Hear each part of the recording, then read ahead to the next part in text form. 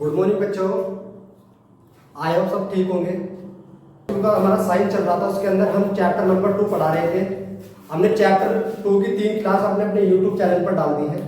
अभी तक जिस बच्चे ने नहीं देखी, हमारे डिस्क्रिप्शन में उसका लिंक दिया हुआ है, वो जाके उसको देखें। ऐसे बेटा, जब तक तुम उन क्लास को नहीं पढ़ोगे अच्छे तरीके से, जब तक आपको कुछ समझ में नहीं आ सकता।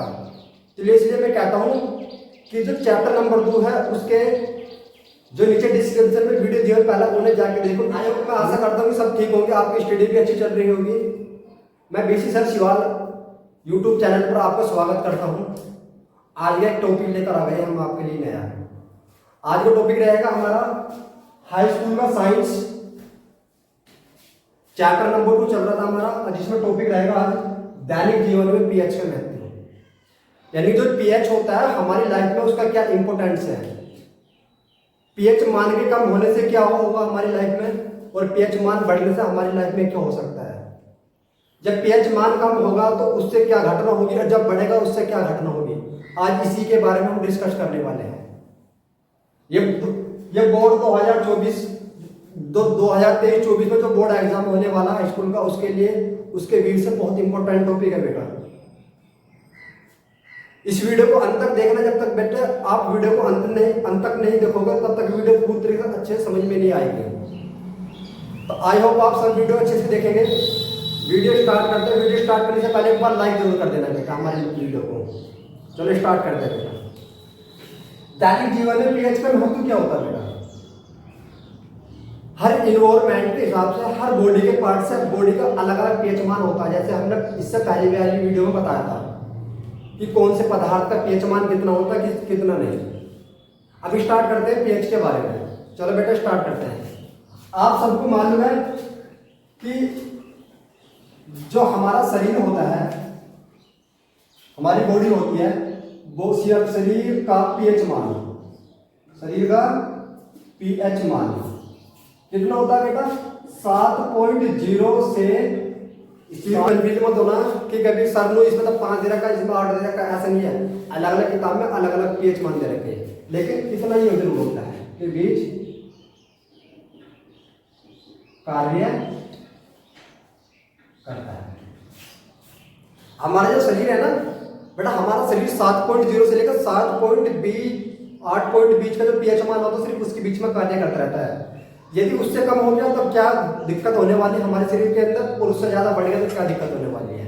चलो उसके अंदर थोड़ा कुछ पॉइंट देखते हैं। पहला पॉइंट बेटा इसके अंदर आता है क्या, वर्षा है। वर्षा के जल का पीएच मान कितना होता बेटा, 5 जब वर्षा होती है, जब बारिश होती है, उसका पीएच मान 5.6 होता है। अब यदि पीएच मान बारिश का पानी का पीएच मान 5.6 से कम हो गया तो क्या होने वाला है बेटा, याद रखना। यदि 5.6 से वर्षा का जल का पीएच मान कम हो गया तो क्या बन जाएगी, वो बन जाएगी बेटा अम्लीय वर्षा। क्या बन जाएगी वो, अम्लीय वर्षा। क्या बन जाएगी बेटा, वो अम्लीय वर्षा। और कभी कभी 2 नंबर की डेफिनेशन पूछ ली जाती है बेटा कि अम्लीय वर्षा क्या होती है। इंपोर्टेंट है बेटा, कभी कभी पूछ ली जाती है कि अम्लीय वर्षा क्या होती है। तो डेफिनेशन कैसे लिखा हो गया, आप नोट कर लेना। मैं बोल रहा हूँ अम्लीय वर्षा वह वर्षा होती है जिस वर्षा का पीएच मान 5.6 से कम हो जाता है, अम्लीय वर्षा कहलाता है। ठीक है बेटा, इसको नोट कर लेना अच्छे से। और बेटा मैं आपको एक चीज और बता देना चाहता हूँ। यदि किसी बच्चे को हमारे हैंड राइटिंग रिटर्न नोट चाहिए, चाहे 12th क्लास हो, 11th क्लास हो, हाई स्कूल हो, जिस बच्चे को साइंस के हैंड राइटिंग रिटर्न नोट चाहिए, वो हमारे वेबसाइट पर जाइए। हमारी वेबसाइट का लिंक वीडियो के नीचे डिस्क्रिप्शन में दिया हुआ है, वहां पर उसको क्लिक कीजिए और वो सब एकदम आपको डायरेक्ट हमारी वेबसाइट पे लेके जाएगा। और वहां पे चैप्टर के नाम डले हुए हैं, क्लास के नाम डले हुए हैं, क्लास 10 पे क्लिक करना।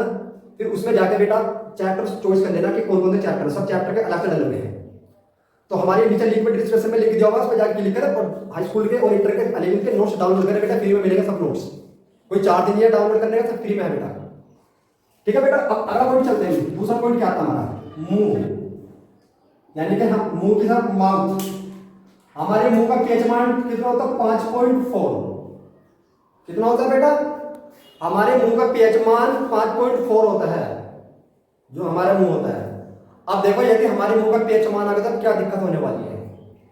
यदि हमारे मुंह का पीएच मान 5.5 से कम हो गया, क्या होगा बेटे? दांत गलने शुरू हो जाएंगे। क्या हो जाएंगे? दांत गलने शुरू हो जाएंगे। देखो कितनी खतरनाक चीज है ये पीएच मान। अगर हमारे मुंह का पीएच मान बेटा कम हो गया तो दांत गलने शुरू हो जाएंगे, और जिसके दांत गलने एक बार शुरू हो गए बेटा वो सारे दांत खराब हो जाएंगे। याद रखना पीएच मान 5, अगर 5.4 कम होता हमारा पीएच मान, क्या दिक्कत होने वाली है। ठीक है बेटा। अब पॉइंट 3 आता है बेटा, मधुमक्खी का नाम सुना आपने सबने? मधुमक्खी। जब किसी इंसान का मधुमक्खी काटते तो देखो एकदम चिड़चिमाट मचती है, झंझनाट मचती है, एकदम चीस मचती है, और वहां पर स्वेलिंग आ जाती है। ऐसे क्यों हुआ आप सब जानते हैं? मैं बताता हूँ आज क्यों। जिस बच्चों को नहीं पता आज मैं बताऊंगा उसका कारण क्या है। सूजन आने का, एकदम चीस मचने का, इस तरह का कारण क्या है? मधुमक्खी जब काटती है तो मधुमक्खी का डंक हमारे शरीर के अंदर चला जाता है। सबको मालूम है, जैसे यहाँ पर किसी मधुमक्खी ने काटा और उसका डंक अंदर चला गया। अब डंक अंदर चला गया तो चीज क्यों मची, इसका कारण मैं बताऊंगा। जो मधुमक्खी का डंक होता है ना बेटा, उस मधुमक्खी के डंक के अंदर एक अम्ल पाया जाता है। क्या पाया जाता है? अम्ल। उस अम्ल का नाम है बेटा क्या? ठीक है, क्या बेटा? मेथनोइक अम्ल। अब ये मेथनोइक अम्ल क्या करेगा? जैसे कि मधुमक्खी ने हमारी खाल पे काटा, डंक अंदर पहुंचा दिया, तो ये मेथनोइक अम्ल भी अंदर जाएगा हमारे शरीर के अंदर। जाएगा नहीं जाएगा? जाएगा बिल्कुल। जब अम्ल अंदर जाएगा तो ये अम्ल क्या करता है? हमारे आसपास के जो टिश्यू हैं, ऊतक हैं शरीर के, उनको क्या कर देती है? ये डेस्ट्रॉय, नष्ट कर देती है। और जब वो नष्ट कर देती है तो वहां आसपास में क्या बचेगा? चीज बचेगी। और चीज मचने का जब वहां पे टिश्यू मर जाएगा तो वहां पे क्या आ जाएगा? स्वेलिंग आ जाएगी बेटा। समझ में आ गया? अब तुमसे कोई पूछने लगे कि मधुमक्खी के ततैये के काटने से चीज और स्वेलिंग क्यों आती है? वो इस कारण आती है क्योंकि हमारे शरीर के अंदर मेथनोइक अम्ल शरीर में पहुंच जाता है, जिसके कारण हमारे शरीर के टिश्यू या ऊतक मर जाते हैं, जिसके कारण चीज और स्वेलिंग आना शुरू हो जाती है। ठीक है? क्या 4th पॉइंट आता बेटा, पाचन तंत्र का पीएच मान। पाचन तंत्र का पीएच मान। पाचन तंत्र आप सब जान दो, डाइजेस्टिव सिस्टम जिसके अंदर हमारा फूड डाइजेस्ट होता है, उस डाइजेस्ट का पीएच मान कितना होता है बेटा? हमारे शरीर का, हमारे डाइजेस्ट का पीएच मान बेटे क्या होता है? 0 होता है। और 0 क्यों होता है बेटे? क्योंकि हमारे एब्डोमिनल, हमारे पेट के अंदर एक अम्ल बनता है। कौन सा अम्ल बनता है बेटा? हमारे पेट के अंदर एक अम्ल बनता है, कौन सा? HCl अम्ल बनता है पेट के अंदर। इसका पीएच मान होता है बेटा 0। अब आप क्या सर 0 कहां से आ गया बेटा? इसकी क्लास मैंने पिछली क्लास में ली थी, वो जाके वीडियो देखो, वहां पर चल जाएगा कि पदार्थ का पीएच मान कितना है। ठीक है बेटा? तो इसका पीएच मान 0 होता है बेटा, जिससे हमारा फूड अच्छे तरीके से पच जाता हो। किसके कारण हमारा फूड पचता है?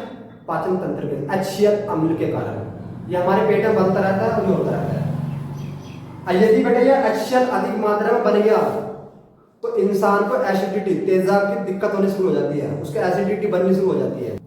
जिस इंसान के अंदर ये अधिक मात्रा बनेगी तो किस चीज की दिक्कत होनी शुरू हो जाएगी? एसिडिटी की। ठीक है बेटा? और एसिडिटी को दूर करने के लिए किस चीज का प्रयोग करते हैं हम? एंटा एसिड। कौन सी मेडिसिन का यूज करेगा? एंटा एसिड मेडिसिन। ये बेटा कोई भी क्लिनिक पे मिल जाएगी, स्टोर में मिल जाएगी। एंटा एसिड मेडिसिन होती है जो हमारे शरीर के अंदर HCl की मात्रा अधिक बनती है, उसे कम करने के लिए किस चीज का प्रयोग करते हैं? एंटा एसिड। ठीक है बेटा? ये इंपॉर्टेंट टॉपिक है बोर्ड एग्जाम 2023 के लिए, हाई स्कूल वाले बच्चों के लिए। तो इस वीडियो को जरूर पूरा देखना, अच्छे से देखना। यदि जिस बच्चों की वीडियो समझ में आए तो लाइक करें, अपने दोस्तों को इस वीडियो को शेयर करें। अच्छे से समझ में आते हैं।